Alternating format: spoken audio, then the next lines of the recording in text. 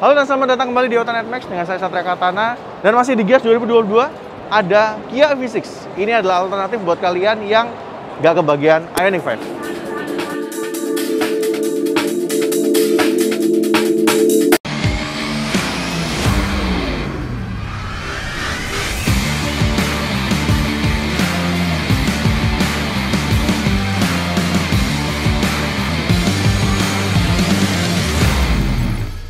Nah, inilah Kia EV6 dan bukan EV6 biasa karena ini adalah tipe GT Line. Ngomong-ngomong EV6, apa hubungannya mobil ini dengan Hyundai Ioniq 5 yang ya bisa dikatakan lebih dulu masuk ke Indonesia dan dirakit lokal? Bedanya adalah pertama mobil ini tuh masih CBU dari Korea Selatan, walaupun platform yang digunakan itu sama, yaitu adalah Hyundai eGMP, jadi platform khusus buat mobil listrik. Nah, mobil ini tuh usianya udah setahun ya. Jadi di launching tuh di tahun 2021 kemarin, bulan Agustus juga. Jadi persis setahun, dan kali ini PT Kereta Indo Arta atau PT Kia Indonesia memboyong mobil ini ke Indonesia. Belum dijual resmi sebenarnya, tapi soon akan dijual resmi. Nah, kita akan bahas dulu desain dari mobil ini. Yuk kita bahas. Kalau kalian perhatikan ya, desain si Kia EV6 ini sebenarnya nggak frontal banget kayak sebuah mobil listrik. Karena di bagian sini tuh grillnya dibuat warna hitam, yang bawah seolah-olah seperti radiator grill, padahal ini nggak bolong ya. Jadi kita bisa tekan-tekan seperti ini. Jadi dari jauh tuh kesannya nggak kayak sebuah mobil listrik. Tapi dibandingkan dengan Ioniq 5 yang let's see desainnya lebih ke arah retro modern, ini pure modern emang. Kalau kalian perhatikan si lampunya ya, kalian mungkin ngira lampunya ukurannya segini, padahal nggak. Lampu tuh yang ini sama ini, dan di sebelah sini ini bukan, ini hanya warna hitam gini doang. Yang bagian atas kalau dia idle dia akan jadi diaral sama kayak bawahnya ya, jadi dia nge-mirror gitu. Tapi kalau lampu sennya nyala dia akan menjadi lampu sen. Sedangkan lampu utamanya ada di sini, dua buah proyektor. Di bagian bawah dia itu kasih tarikan garis yang tegas-tegas, warnanya hitam dicampur dengan ornamen warna silver. Jadi emang kelihatan banget ya kalau ini kesannya tuh lebih ke arah modern, sporty, dan Eropa. Dan di sini masih ada coakan ala Tiger Nose Kia. Dan mumpung kita lagi di depan, kita buka kap mesinnya ya. Ini logo Kia yang baru nih. Nah, dia udah hidrolik. Dan di sini tuh masih ada tempat penyimpanan. Bisa taruh-taruh barang ya. Ya nggak banyak sih, tapi at least ada lah gitu. Kita tutup aja. Nah, di bagian samping kita lihat dia pakai ban yang ukurannya gede ya, 225/45, dan dia pakai bannya itu Continental Premium Contact 6. Ini beda ya sama Ioniq 5 yang dia pakai bannya Michelin ya. Velgnya sih cenderung nggak kayak mobil listrik banget, dia kasih yang model kipas gitu ya dengan laburan dual tone. Nah, di sini ada yang menarik nih detailnya. Lampunya tuh nyambung ke fendernya nih, cantik ya. Dan kalau kita lihat di sini spionnya nggak kayak spion-spion biasa yang dia biasanya itu agak cembung gitu ya. Dia dikasih coakan di sini. Buat apa? Aerodinamis. Dan di sini masih ada lampu sennya, ada kamera, dan dia pakai handle itu masih sama seperti Ioniq 5 yang model flush. Jadi dia kalau kunci dia akan masuk gitu, dan kita bukanya gini. Ada ornamen warna hitam di bawah, dan tarikan garisnya nih. Ini cakep banget ya. Kalau kita bandingin sama Ioniq 5 mah, ini jauh lebih sporty, jauh lebih modern. Kita lihat belakangnya. Desain belakang hampir speechless ya. Ini lampu belakang tarikannya cakep banget. Jujur aja ini cakep banget. Lampu sennya di mana? Lampu sennya yang ini. Jadi sisi bawah ini kayak nge-mirror gitu ya sama atasnya. Dan dia ini mikanya dilanjut sampai ke samping. LED, model 3D, dan jadi bentuknya kayak ducktail. Ada logo Kia di sini, ada emblemnya EV6, dan juga ada emblemnya GT Line di sebelah kanan. Kita turun ke bawah ya. Ada kamera mundurnya di sini. Jadi buat kamera 360-nya, ada sensor parkir tentunya. Dan untuk lampu mundur ada di mana? Ada di bawah, di sisi tengah. Detail kecil yang menarik banget. Dia masih mainin dengan warna hitam, ada reflektor. Wow, ini belakangnya sih cakep banget ya. Kita lihat agak sedikit ke atas. Dia pakai spoiler. Ini yang lubang ini ya. Nggak terlalu yang gimana-gimana banget, tapi kelihatan cantik. Sekalian kita buka bagasinya ya. Dia udah power tailgate. Bagasinya sih nggak gede-gede amat ya. Karena balik lagi, tadi konsepnya sih lebih ke arah modern sporty, bukan yang fungsional seperti Ioniq. Jadi masa bodoh ya sama bagasi. Tapi at least sudah dikasih separator kayak gini. Jadi privasi aman ya. Kita bisa tutup kalau nggak perlu. Dan di bawah masih ada kompartemen buat taruh-taruh barang. Menarik ya. Kita lihat interiornya gimana. Kita tutup dulu. Buat kalian yang penasaran, di bagian mana port chargernya ternyata tersembunyi di sini. Dan ini rapi banget ya. Kita coba buka ya. Nah, dia kebuka. Ini buat yang AC-nya. Kalau CCS2-nya tinggal disambung di bawahnya. Oke. Kita masuk ke interiornya EV6. Wow. Ini nuansanya langsung beda banget ya. Kalau kita bandingin sama si Ioniq 5. Kalau Ioniq 5 tuh masuk, kita lihat langsung semuanya tuh kayak berasa fungsional gitu loh. Lebih mirip mobil JDM. Tapi kalau ini kita masuk, ini kayak mobil Eropa sih. Lebih tepatnya lebih mirip sama BMW.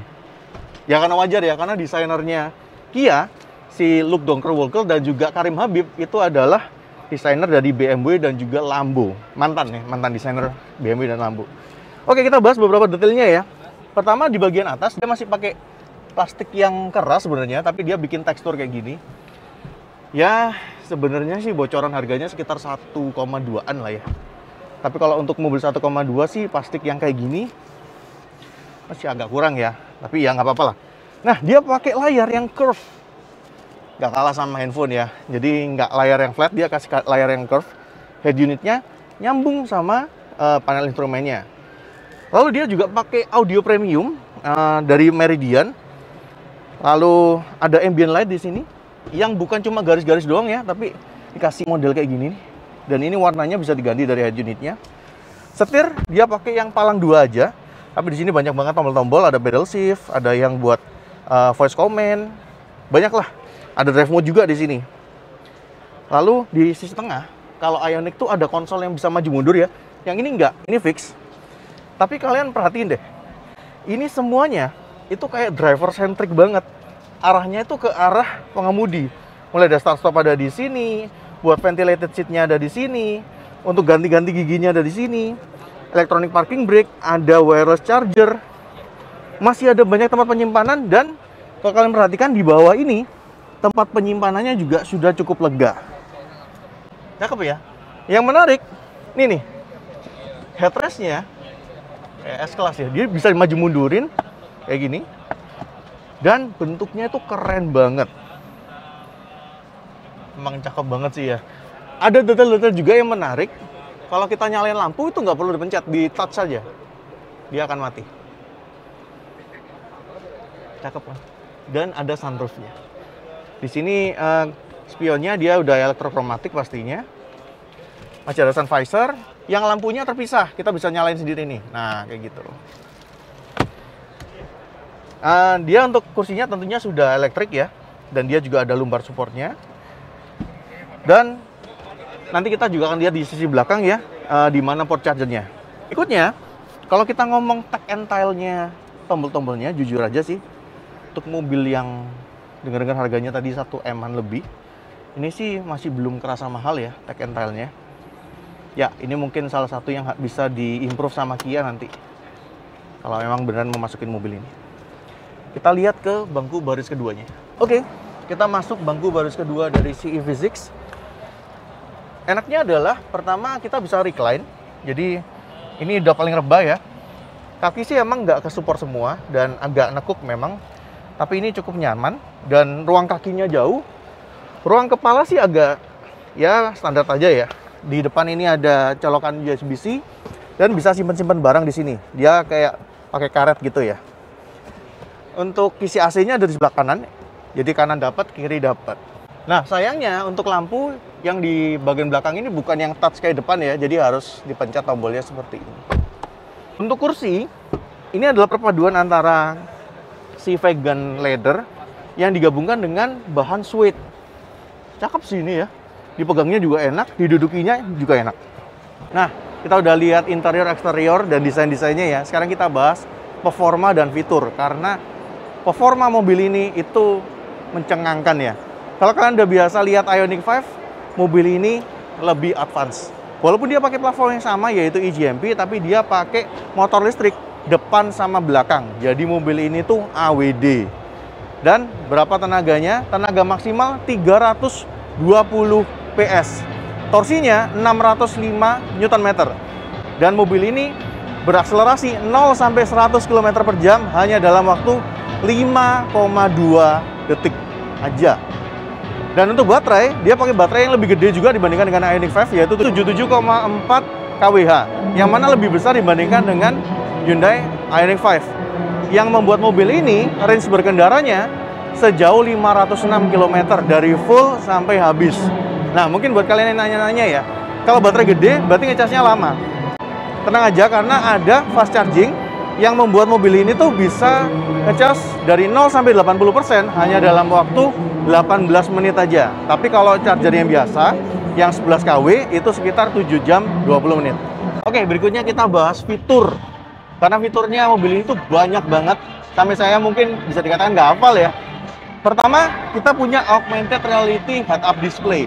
Berikutnya ada 8 buah airbags, dan dia ada sistem ADAS, mulai dari forward collision warning, lane departure warning, bahkan mobil ini tuh bisa parkir sendiri. Jadi kalian bisa tinggal duduk, tinggal satu pencet tombol, mobil ini bisa parkir sendiri, atau kalian bisa keluar, kalian tekan tombol dikunci, mobil ini juga bisa parkir sendiri. Fitur-fitur lain seperti katakanlah lane departure warning, blind spot monitoring, mobil ini juga punya fitur vehicle to load. Jadi mobil ini bisa jadi semacam genset atau generator yang kalian bisa pakai untuk kebutuhan listrik, dan colokannya ada di sisi belakang. Oke, jadi kesimpulannya gimana?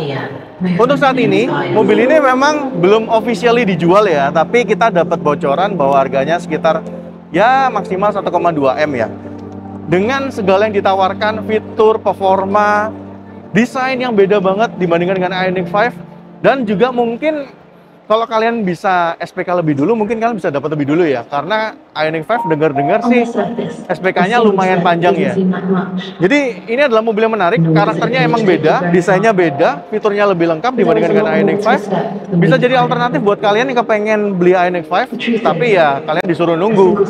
Jadi kalau kalian nggak mau nunggu, monggo kalian datang ke Gias, coba tanya-tanya aja informasi terkait mobil ini. Oke, kayaknya itu aja dari Autonext kali ini. Thank you so much buat teman-teman yang udah nonton sampai akhir. Kalian boleh komen di bawah, share ke teman-teman kalian, dan juga subscribe buat yang belum. Dan juga mampir-mampir ke sosmed dan juga website kami.